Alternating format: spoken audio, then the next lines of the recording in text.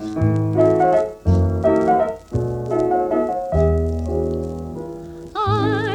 going to see you today. All's well with my world, and the people that I meet as I hurry down the street seem to know I'm on my way, coming to you. This is a beautiful day. I'm treading on air, and my feet have taken to wings. My heart with happiness sings. I'll see you today. I'll see you today. I'm going to start with a sketch called Friend to Tea. At last, the great day. Oh, it's so lovely to see you. Now, we're just going to relax and enjoy ourselves. I'm mad about your hat, but mad. Now, look, where would you like to sit? That's not too near the fire. Are you sure? Comfy? Well, look, will you forgive me if I just go and see if I remember to turn off my iron? Oh, no, I'd quite finished, it's only a skirt, but we're going somewhere rather grand. And so, tonight, and one must look tidy, mustn't one? Look, I'll put the kettle on and we'll have some tea, but do go on talking to me because I can still hear you, my kitchen's so near. Have you seen Gordon lately? Do you know he's taken off his beard? I was so glad to see him again. Oh, look, would you like some toast? Are you sure? Cake? Well, bicky then. Oh, you must have something. No, you're absolutely right. It's quite mad to eat, isn't it? It's lovely to sit down. Now tell me everything. Oh, that light's in your eyes, isn't it? I'm so sorry. Oh, did I kick you? I can't bear a bright light in my eyes. I'll just tilt the shade a little bit. I think it's so restless, light in one's eyes, isn't it? I can't think with a bright light in my eyes. Now let's relax. I want to hear absolutely everything. How's the family? And how is poor Ethel? I was rather worried when I heard she was tap dancing again. Oh, you want a cigarette? Sit still, sit still, sit still. I'm such a bad hostess, I never can remember. I don't smoke. Isn't it a pretty box? Made by a Zulu. When did you first suspect Robert? Oh, you want an ashtray? So sorry. And what did he say? What did you say? No, did you? Oh, well done, you. I bet that stopped him. Go on. Look, I'm just going to close the window because we're in a complete draught and I think it's so restless sitting in a draught, don't you? Now, go on. He's so insensitive, just like his mother. Do you know, at this minute, there's a picture above your head that is so crooked, I cannot bear it. I must just go and put it straight. I think there's nothing so restless as a crooked picture. Look here, I'd better just see if our kettle's ready. Look, what kind of tea do you like, Indian or China? I don't mind in the least. No, you say. Go on. All right, well, let's have both. Oh, no, the kettle's not ready. Have you seen Mabel lately? No, I haven't, but she lent me the most extraordinary book. No, it's not like that. No, I think it's in my bedroom. Look, I know you'd love it. It's called Flesh. There, I can hear the kettle. It's ready. Now, you haven't told me anything yet. Begin at the beginning. Oh, look here, I'll just go and get it. I must tell you I've learned to make a souffle. It's so easy. Well, the whole thing, of course, is in the beating. You've just beaten, you beat... Do you smell something funny? I know I turned the iron off. You saw me go and do it. Do you know I didn't?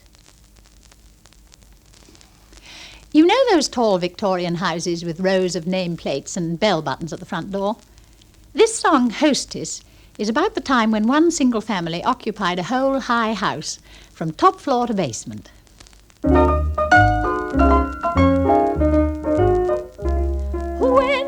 Mama gave a dinner for 12, she rested all day long. She rested all day long. Oh, she ordered the meal and directed the cook, ordered the flowers, took a last look at the table, but she rested all day long. She rested all day long.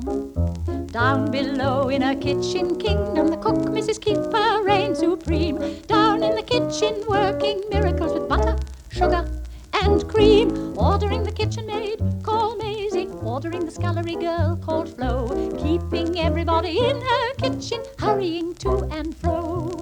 Down below in his butler's pantry, the grand Mr. Harrison reigned. Down in his butler's pantry, lording it over the young persons he had trained. Ordering the parlour maid called Beatrice, ordering the pantry boy called Jim, keeping everybody in his kingdom running about for him. When Mama gave a dinner for 12. She rested all day long. She rested all day long. Oh, she ordered the meal and directed the cook, ordered the flowers, took a last look at the table, but she rested all day long. She rested all day long. Up above in her nursery kingdom, Nanny contrived to quiet her flock. Up above in the nursery, seeing that the rocking horse didn't rock.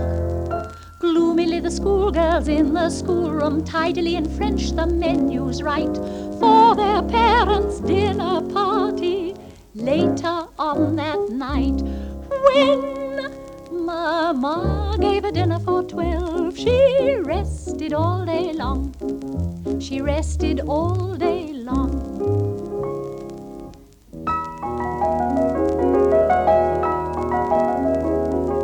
I'm only just home from the office.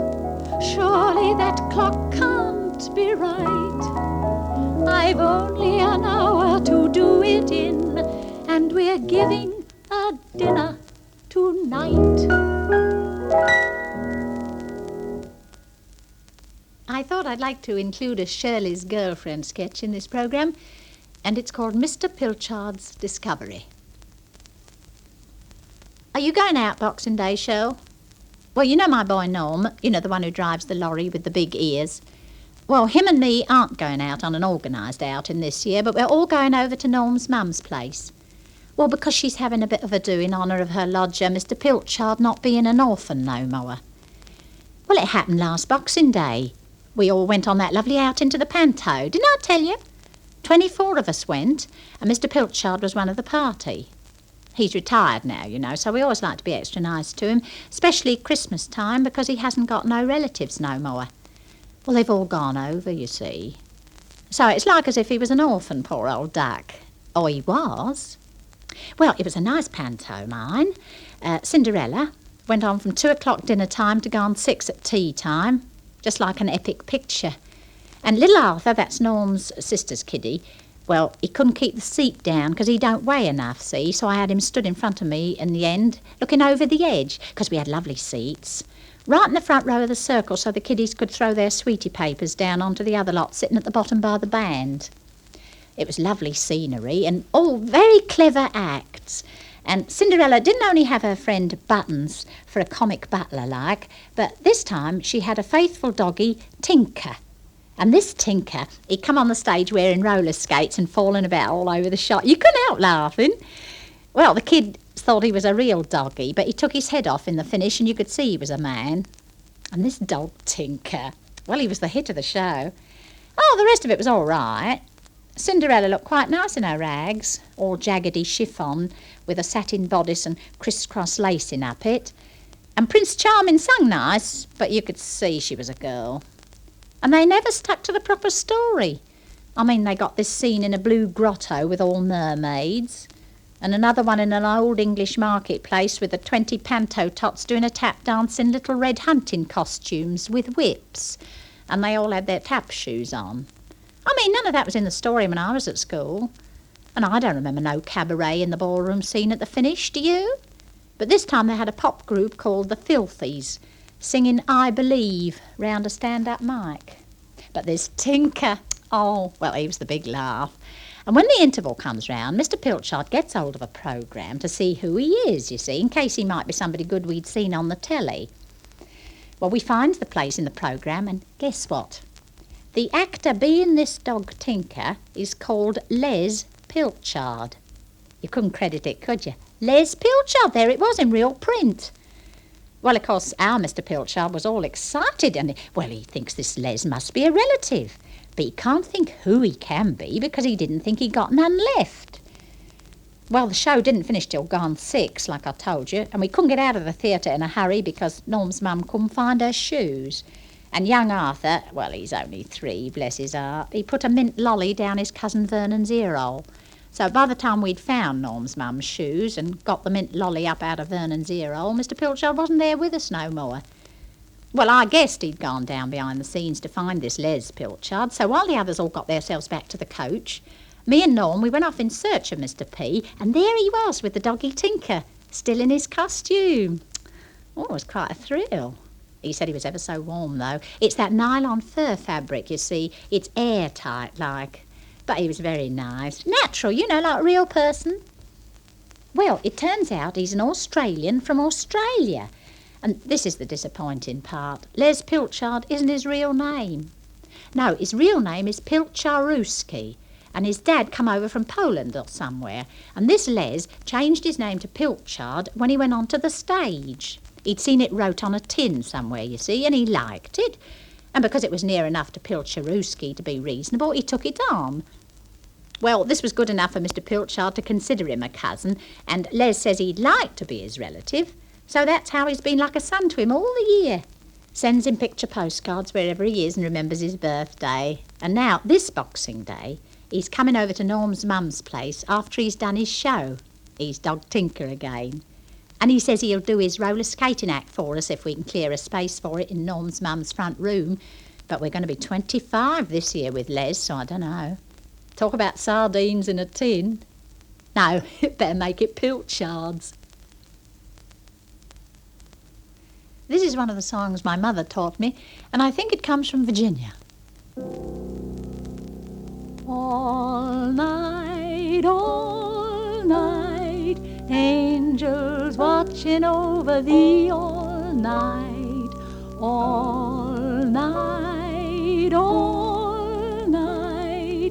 angels watching over thee all night.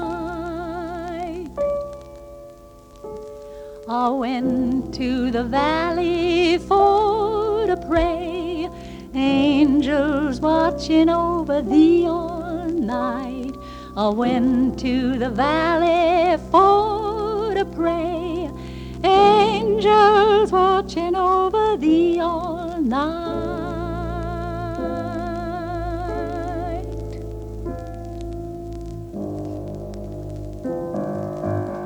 The Lord's gonna set this world on fire. The Lord's gonna set this world on fire. Some of these days, hallelujah. The Lord's gonna set this world on fire. Some of these days, just a closer walk with thee, oh Lord. Just a closer walk with thee. Some of these days, hallelujah. Just a closer walk with thee, oh Lord. Some of these days,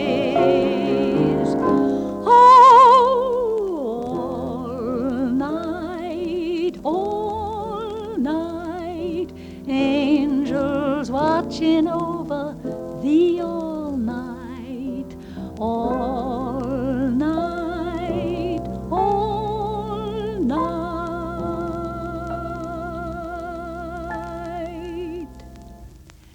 Angels watching over thee all night.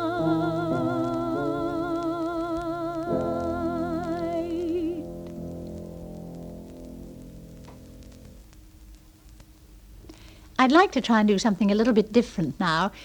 It's an interview, and it's called Life Story. So, you're going to write a book about my husband, and I would like to help you, all I can. Well, of course, you know of his worldwide fame as a pianist, but perhaps you do not also know that he was quite a family man. A book about my husband. You know, I think he would laugh if he could hear. Well, he did not take himself so seriously. Oh, no. Oh, no.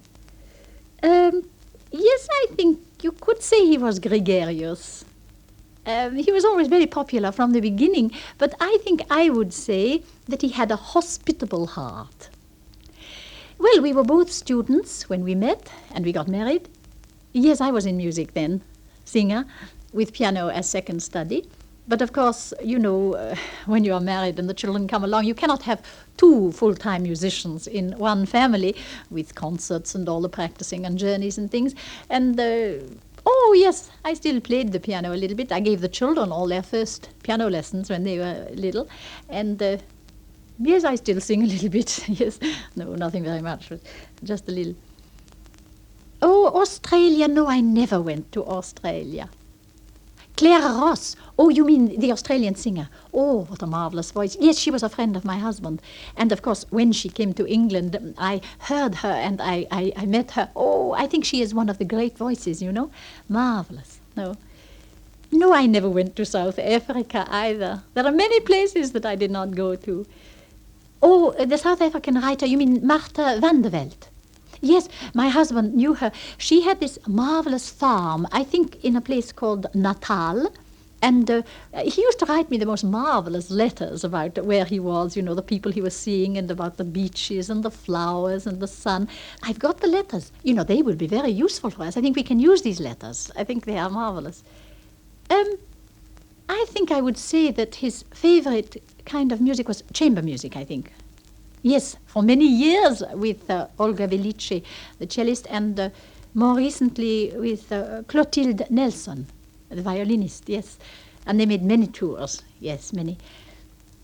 You know, when my husband was away, he would write the children little tunes, such homesick tunes, for them to play on the piano, you know. I do not think people quite understand about a musician's life. It's not all skittles and beer. You know, it is many long journeys, and it isn't just the platform and the applause and that kind of thing. It is very hard work, I think. America many times. Oh, he loved America. Marvelous audiences in America. Of course, American audiences are Europeans in America. Yes, Hollywood. Oh, of course he went to Hollywood. Shirley Brewster, the comedian, she is my favorite. I think she is our family favorite. We never miss one of her pictures. I think she is so funny. Oh, she's a marvelous. I did not know she was a friend of my husband. He had very good taste, you know, very. Now, you are going to write this book about my husband, and I am going to help you all I can. There is just one thing I feel I must ask, if you would please remember when you are writing this book that my husband always, he always came home to me. Here is a Jerome Kern song that I think we all know.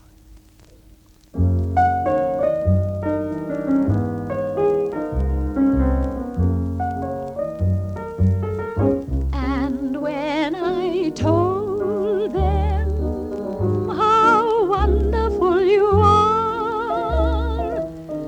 They didn't believe me. They didn't believe me. Your lips, your eyes, your curly hair are in a class beyond compare. You're the loveliest thing one could see. And when I tell them, and I'm certainly going to tell them, that I'm the girl whose boy one day you'll be, they'll never believe me. They'll never believe me.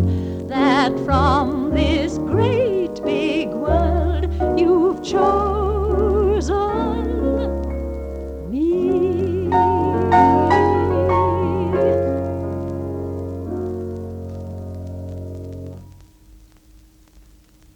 Hello, Mrs. Binton. Welcome to our nursery school. You're just in time. I think you'll be all right in that corner, will you? I'm afraid our tree is a little lopsided this year, but I think you'll find there's just room. Now then, children, I want everyone in their places, please. Mary, Joseph, that's right, Sue, you and Neville sit on the bench there, nice and quietly. Don't hit her, Neville, and don't hit him back, please, Sue, you're friends. Now then, who are our wise men? Come along, Geoffrey, you're a wise man, aren't you?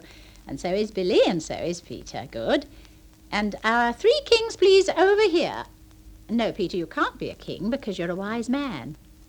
Peter, you're a wise man, and wise men don't stamp their foot, and they don't make that sort of face either. They go over and stand by the piano near Miss Bolting, and they smile nicely. because it's very nice to be a wise man, and you're very lucky. Miss Bolting, would you assemble your wise men? Geoffrey and Billy and Peter, I think. And now the 3 kings. Who are our 3 kings? Put your crown on nicely and stand up, Sidney. What have you got under your jersey? That's not the place for hamsters, Sidney. Put him back in his box at once. No, he's not lonely in there. He's far happier in his box than he is suffocating under your jersey. Sidney, you know he didn't say that. Hamsters don't talk. That's not true, Sidney. You know he didn't say he'd rather be under your jersey with you than in his horrid old box. You're making it up, you know. You must... Yes, you are making it up. Now, go back at once. Edgar, you're a king, aren't you? Well, get your crown and put it on. All right, swap it with James, then. He likes a big crown, don't you, James? That's better. George? Shepherds never do that. Now then, all the shepherds come over to this side, please, and anyone who isn't a wise man or isn't a king is a shepherd. Yes, Caroline, you're a shepherd. No, dear, you can't wear your Bo-Peep costume. Well, you see, there aren't any little girl shepherds in this play. Well, because they're all boy shepherds. Well, because they are, dear, that's why. But look, if you're very good, Caroline, perhaps you can have a lovely grey beard to wear. You'd like that, wouldn't you? That would be fun. No, you can't have a beard too, Lavinia. No, nor Teddy. Look, everybody can't have beards, so let's be very quiet and sensible, please. Now then, we're going to begin. We start the play with Jimmy as the first shepherd. Jimmy, turn round, dear, this way. And he sees the beautiful bright star up in the sky, and he points to it. No, not both hands, Jim. One will do. Just one hand. Jimmy, where do we look for stars? No, not on the floor. Point up very, very high in the sky, right up there. No, I know you can't see a star there now, but there'll be one when we do the play. No, there isn't a moon up there either, no, nor a sun, just a pretend star. Yes, you can pretend a star, Jimmy. You can pretend it beautifully. No, wise men, you don't point at the star. No, nor do the kings or the other shepherds. Now listen, stop pointing, everybody. It's Jim to point. Come on now, let's see you do it, Jimmy. Yes, Sidney, I know you can do it, but it's not your turn. Come along, Jimmy. All right, then, you'd rather do it tomorrow. Well, I think perhaps we'd all do it better tomorrow. May I ask you a question? Are you a twister or are you an old-timer? I am, of course, referring to the dance. Old-time dancing goes on all over the place all the time, and all ages do it. They have junior old-time and teenage old-time, and then, of course, there's our age group. I expect you've seen it on television, beautifully dressed, and the men keep one hand on a hip, and there's much bowing and curtsying, and it's very, very dignified and formal, but there are problems.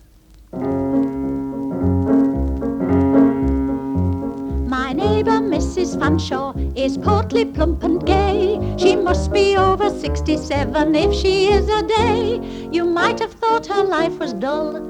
It's one long whirl instead. I asked her all about it, and this is what she said. I've joined an old-time dance club. The trouble is that there are too many ladies over and no gentlemen to spare.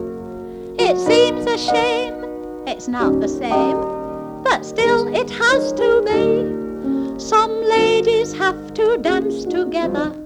One of them is me. So stately as a galleon, I sail across the floor, doing the military two-step as in the days of yore. I dance with Mrs. Tiverton. She's light on her feet in spite of turning the scale at 14 stone and being of medium height. So gay the band, so giddy the sight, full evening dress is a must, but the zest goes out of a beautiful waltz when you dance it bust to bust.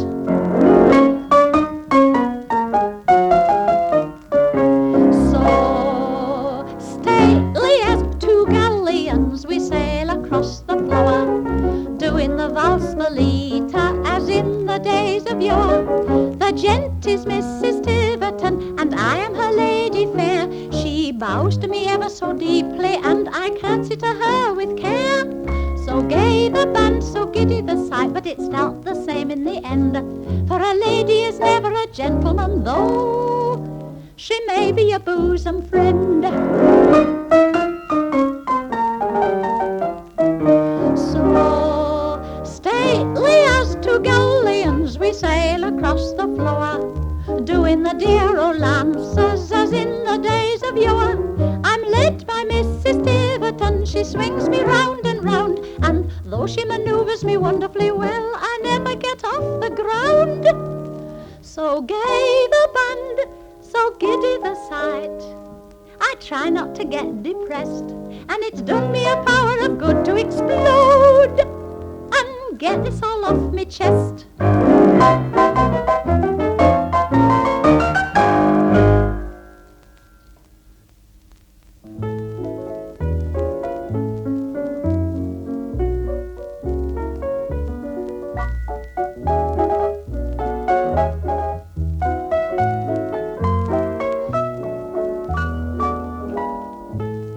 This is a beautiful day.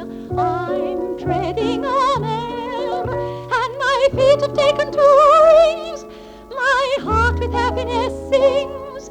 I'll see you today.